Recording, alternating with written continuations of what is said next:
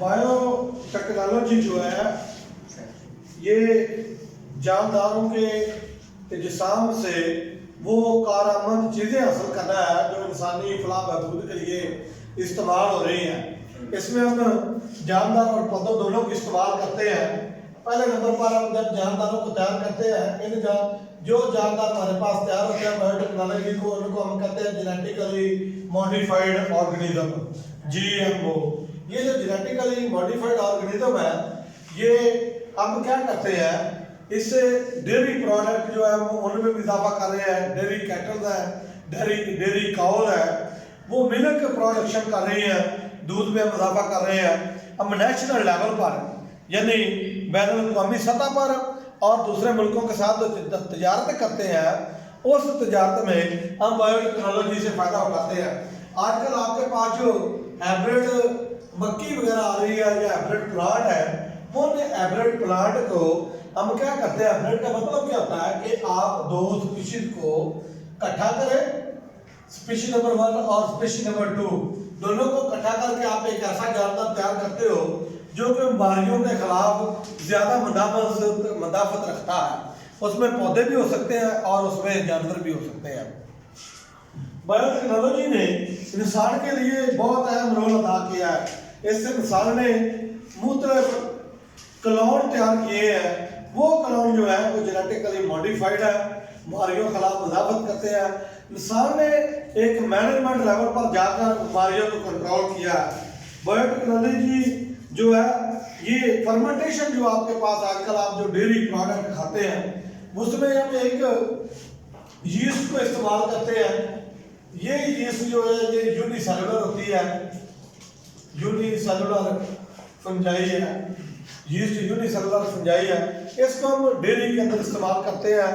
Dairy जो आपके पास वहाँ पर मुख्तलिफ आपके पास पनीर आ रहा है जी, आपके पास मुख्तलिफ किस्म की स्वीट आ रही है, वहाँ से आप यीस्ट को इस्तेमाल करके, ये यूनिसेलुलर फंगस है, आप इसको इस्तेमाल करते हो और मुख्तलिफ डेयरी प्रोडक्ट जो है वो आप तैयार करते हो। इसी तरह जानदारों में आपने क्या किया, एनिमल फार्मिंग की है।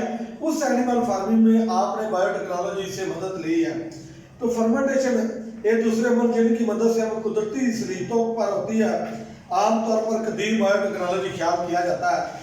जेनेटिक इंजीनियरिंग को जदीद बायोटेक्नोलॉजी माना जाता है। एक आजकल जो आ रही है वो जेनेटिक इंजीनियरिंग है, जेनेटिक इंजीनियरिंग है, इसको कदीम बायोटेक्नोलॉजी माना जाता है। इससे मुराद मटीरियल DNA को मसनूई तरीके से तैयार करना है। आप क्या करते हो कि एक DNA पीस लेते हो, किसी जानदार से उसका DNA अलग करते हो, फिर उसको लैब के अंदर उसका PCR करते हो, PCR करके आप उसकी कापीज तैयार कर लेते हो। वो फिर बैक्टीरिया की मदद से आप क्या करते हो, दूसरे जानदारों के अंदर मुंतकिल कर देते हो। वो खसूसियात उस जानदार में मुंतकिल हो जाती है और वो उस बेस पर जो है प्रोडक्ट में इजाफा करता है। जिस जानदार में हम प्लाज्मिड DNA को इस्तेमाल करते हैं, इसमें होता क्या है, जेनेटिक इंजीनियरिंग में हमारे पास बैक्टीरिया होता है, ये वेक्टर है, वेक्टर वो होता है जो लेकर जाता है।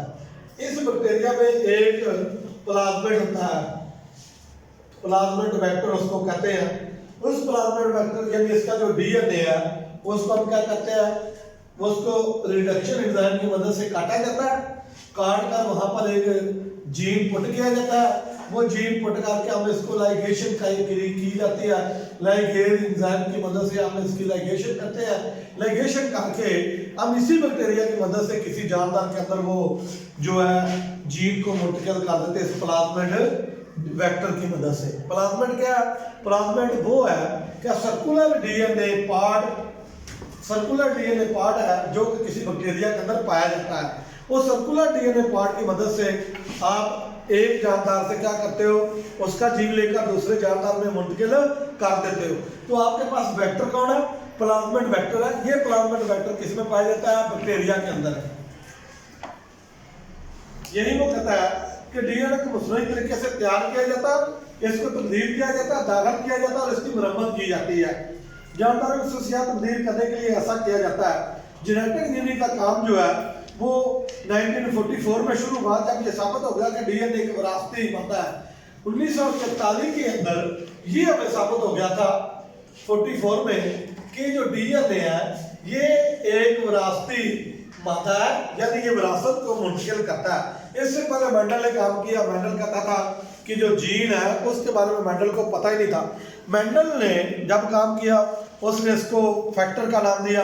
मेंडल के बाद फिर पता चला कि ये जीन है, क्रोमोसोम जो है मॉर्गन ने दरियाफ्त किए। मॉर्गन ने बताया कि जिनको मेंडल ने फैक्टर कहा है वो असल में जीन है या क्रोमोसोम है।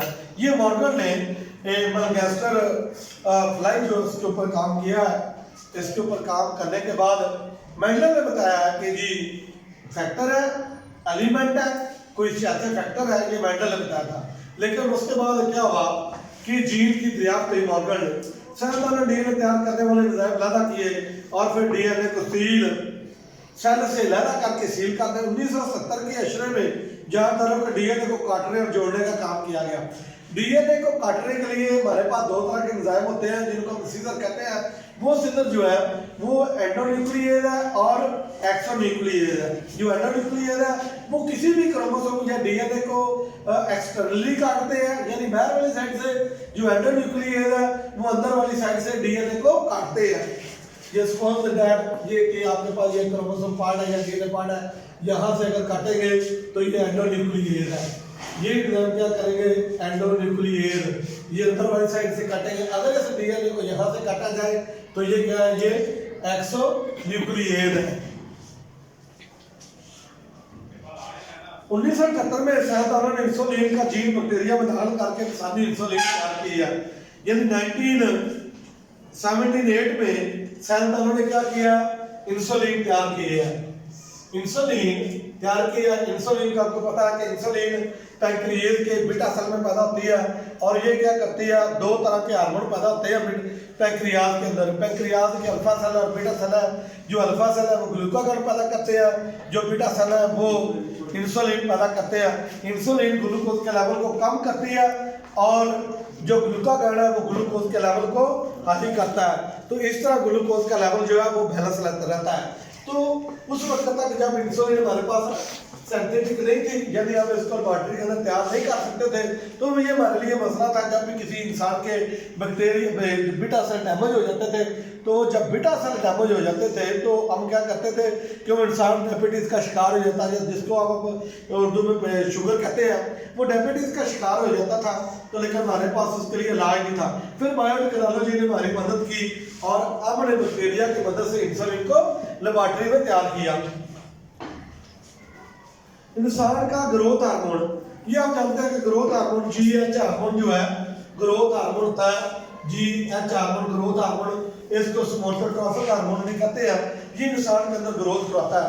ये हार्मोन भी इंसान ने बायोटेक्नोलॉजी की मदद से तैयार किया है और ये इंसान में एक मैच्योर इंटीरियर पोस्टीरियर का पिट्यूटरी ग्लैंड में ये पैदा होता है, इंटीरियर पिट्यूटरी में ग्रोथ हार्मोन। तो ये ग्रोथ के लिए जरूरी है। लेकिन जब ग्रोथ हार्मोन पैदा नहीं, आपने आर्टिफिशियली तौर पर भी इसको लेबोरेटरी के अंदर तैयार किया, तो ये हमें कहाँ से मदद मिली है, बायोटेक्नोलॉजी से। 1990 में इंसानी सेल में मौजूद तमाम जीन का नक्शा तैयार किया गया, जिसे ह्यूमन जीनोम प्रोजेक्ट कहते हैं। 1909 में आपने ह्यूमन जीनोम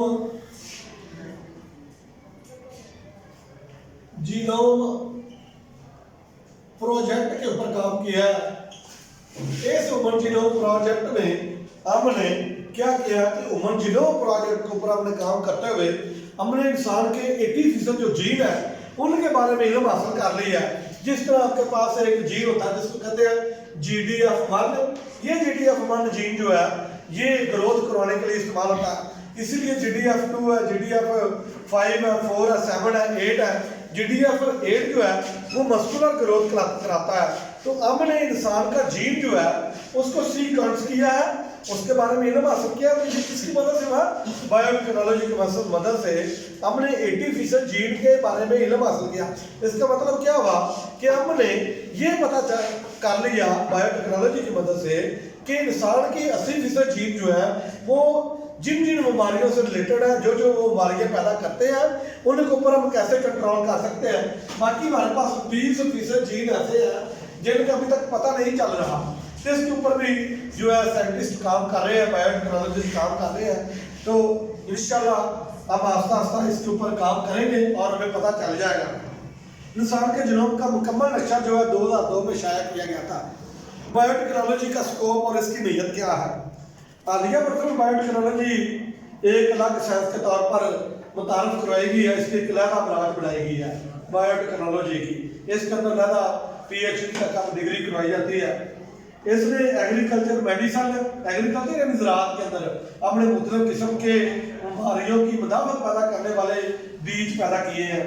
फिर मेडिसन में हमने बड़ा अहम रोल अदा किया। हमने ग्रोथ हार्मोन तैयार कर लिया, हमने इंसुलिन तैयार कर ली, और कुछ हमने टेट्रासाइक्लिन या दूसरी एंटीबायोटिक जो है वो बायोटेक्नोलॉजी की मदद से तैयार की है। फिर मैक्रोबायोलॉजी, मैक्रोबायोलॉजी की मदद से हमें ये पता चल गया हमें जी कि कौन कौन से बैक्टीरिया या वायरस जो है किन किन डिजीज़ों पर काम कर रहे हैं, किन किन डिजीज़ों के वो रिस्पॉन्सिबल है, कौन सा बैक्टीरिया या वायरस जो है इंसान के लिए फायदेमंद है। फिर ऑर्गेनिक केमिस्ट्री, इससे मुझे पता चला कि कौन कौन से ऑर्गेनिक कंपाउंड जो है वो इंसान के लिए फायदेमंद है और कौन कौन से ऑर्गेनिक कंपाउंड इंसान के लिए नुकसानदेह है।